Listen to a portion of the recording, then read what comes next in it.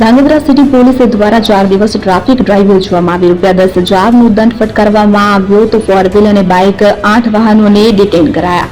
વિગતે વાત કરીએ તો ધાંગધ્રા શહેરી વિસ્તારમાં છેલ્લા 4 દિવસથી હાઈવે પર ટ્રાફિક ડ્રાઈવ યોજી હતી અને આ ડ્રાઈવ દરમિયાન ધાંગધ્રા સિટી પોલીસે ટ્રાફિક નિયમોનો ભંગ કરનાર વાહન ચાલકો સામે લાલ આંખ કરી છે તો નિયમોનો ભંગ કરનાર વાહન ચાલકો સામે કડક કાર્યવાહી કરી 8 વાહન ડિટેન કર્યા, જેમાં ફોર વ્હીલ ગાડી, બાઇક સહિત વાહનોને ₹10,000નો દંડ કરવામાં આવ્યો। સુરેન્દ્રનગર જિલ્લામાં જિલ્લા પોલીસ વડા પ્રેમસુખ ડેલુની સૂચનાને લઈને ટ્રાફિક ડ્રાઈવનું આયોજન કરવામાં આવ્યું તો Dhrangadhra police PI MU Masi, PSI AK Vaghela, VM Vaghela, head constable Mahendrasinh સમગ્ર સ્ટાફ દ્વારા શહેરી વિસ્તારમાં ફુલેશ્વર મંદિર, આર્મી લાઇન રોડ પર છેલ્લા 4 દિવસથી ટ્રાફિક ડ્રાઈવ યોજી ટ્રાફિક નિયમોનો ભંગ કરનાર વાહન ચાલકો સામે કડક કાર્યવાહી કરી હતી।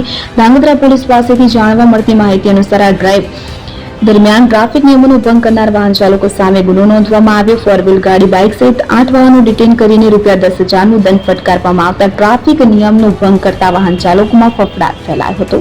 રિપોર્ટર બાસિત શેખ, ધાંગધ્રા, સુરેન્દ્રનગર।